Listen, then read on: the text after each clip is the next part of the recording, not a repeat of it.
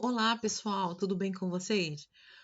Vamos lá, esse vídeo aqui é um vídeo de correção da atividade, né? Vocês viram que nós não entramos em matéria nova porque estamos com o nosso livro adiantado até. Então, nós retornamos para corrigir aí a unidade 1 do caderno 2, certo? Então, passando aqui só para a gente fazer essa correção, tá bom? Então, número 1, né? Lembrando que a unidade 1 vai falar sobre o Renascimento, né? Na unidade 2 vai também tratar do Renascimento, a divisão desse período, né? Naqueles 3 tempos que a gente falou, naqueles 3 séculos que a gente estudou. Mas, no caso aqui, nós vamos tratar, essas atividades vão corresponder apenas à unidade 1, tá bom? Então, número 1 está perguntando aqui, ó. Qual o nome do pintor italiano responsável por experimentações no século XIV que seria um embrião da pintura renascentista? Né? É o nosso querido Giotto. A gente está estudando sobre ele. Estudamos no caderno passado, né, sobre as inovações que o Giotto trouxe para suas obras no finalzinho lá da arte gótica, do período medieval, né? Inovações como o volume, né, com a utilização do claro e do escuro, a profundidade. Então, essas novidades foram consideradas embrião proto-renascimento, o embrião, né? A partir dessa novidade que foi crescendo aí, nasceu, né? Foi crescendo, essas ideias e essas experimentações foram amadurecendo no Renascimento, tá? Então, o Giotto, ele é, ele é responsável por essas experimentações que ganharam mais maturidade no Renascimento, tá bom? Número 2, que tipo de experimentações artísticas foram feitas por esse pintor?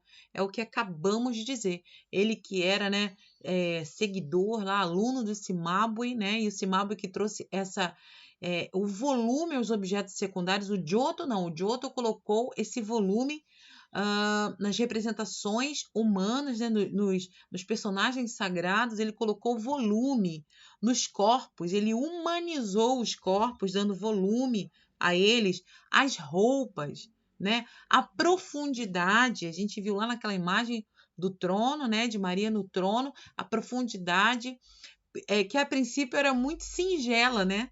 E a gente foi vendo isso realmente se aprofundando mais no Renascimento. Número 3. Em que contexto sócio-histórico e cultural as experimentações artísticas desse período de transição, chamado por muitos historiadores de proto-renascimento, proto-embrião, foram feitas? Em que contexto? Quando aconteceu, né, essas experimentações aí? A gente lembra que na Idade Média, gente, a igreja era que dominava. A gente lembra do contexto histórico e social daquele momento? O Império Romano em queda, a única instituição que permaneceu erguida foi a igreja. Então, a igreja ela dominou todos os aspectos, todos eles, não somente o cultural, né, que esbarrou em nós, que nós tratamos tanto sobre esse aspecto cultural, mas também a economia, a política. A igreja influenciou em tudo, não é verdade? Só que aí, ah, nesse momento aí que a gente começa a passar, nesse período de transição que a gente vai para o Renascimento, o que que acontece? As cidades-estados começam o quê? A se desenvolver economicamente, politicamente, culturalmente. É um momento em que começa a tentar se desligar, né, da igreja, porque eles estão conseguindo se restabelecer novamente, crescer novamente. Então foi nesse contexto sócio-histórico, ok? Onde as cidades e estados começaram o quê? A crescer, a se desenvolver. Nós vimos que Florença, por exemplo, foi uma cidade-estado que começou a crescer bastante por causa da abertura dos portos, e aí você viu o quanto ela enriqueceu e o quanto a cultura foi favorecida com isso. Por quê? Porque os grandes patronos, nós vimos lá sobre a família Médici, né? Os grandes entusiastas da arte, eles o quê? Patrocinavam a arte. Então, o que favoreceu demais, né, a cultura, a arte crescer naquele momento. Então, essas experimentaçõezinhas, esse momento de transição, o contexto foi esse, né? A saída mesmo do domínio da instituição que prevalecia da igreja, ao crescimento e desenvolvimento político e econômico das cidades e estados, certo? Aí está perguntando para a gente o que é o Renascimento. O Renascimento é um movimento artístico e cultural que aconteceu do século XIV ao século XVI e se expandiu pela Europa. Onde ele nasceu? Na Itália, em Florença, certo? Logo, se expandindo por toda a Europa. Número 5. Vamos ver aqui.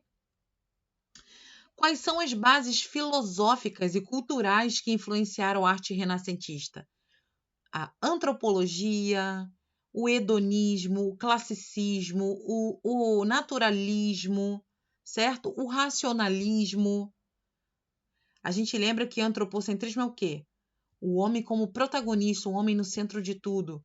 O racionalismo, eles começam a querer filosofar, a pensar sobre a vida de maneira racional, a solucionar os problemas de maneira racional, não somente embasados na fé, como era na Idade Média, né?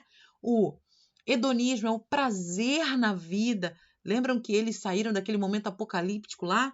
Da febre, da peste negra? Lembram disso? Então agora estão no novo momento, né? Momento de prazer com a vida, estão renascendo novamente. O classicismo, que traz o quê? A estética, né? do ideal de perfeição, né? Do belo. E é isso aí. Essas são as bases filosóficas, certo? Vamos lá. Número 1 aqui. O que a pintura renascentista do século XV apresentou de inovador? Lembrem que o Renascimento do século XV trata-se do período do Quattrocento, lembra? E nós vamos ver aí essa questão de a humanização dos corpos, os volumes, a profundidade, as perspectivas. Lembra que a gente falou sobre a perspectiva linear de Brunelleschi, a perspectiva aérea do Leonardo da Vinci? Então, essas foram realmente...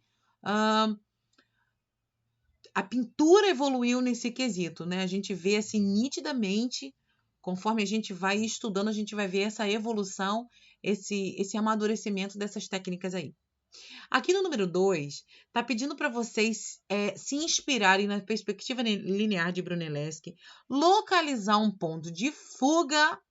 Onde estaria aqui, hein, gente, o ponto de fuga, hein, gente? O ponto de fuga torna-se o ponto mais profundo da obra, ó. Olha lá, esse pontinho é o ponto de fuga. O Brunelleschi entende que vai traçar uma linha do horizonte e que todas as linhas vão convergir para esse ponto de fuga, certo? Então, o que você vai fazer aqui? Você vai marcar o ponto de fuga e você vai traçar todas essas linhas aí, certo? Ó, essa última tarefa eu já tinha pedido para vocês fazerem e vou pedir novamente para quem não fez, tá? A partir desse esquema, dessas linhas, né, sugeridas aí na perspectiva linear, você vai criar a sua obra com profundidade, certo? Se inspire nessas imagens aí do livro ou pesquise em outras, mas vamos aí caprichar e você vai ter oportunidade de fazer o seu desenho aí com profundidade através dessa perspectiva que a gente aprendeu. Tá bom, gente? Um beijo, até a próxima!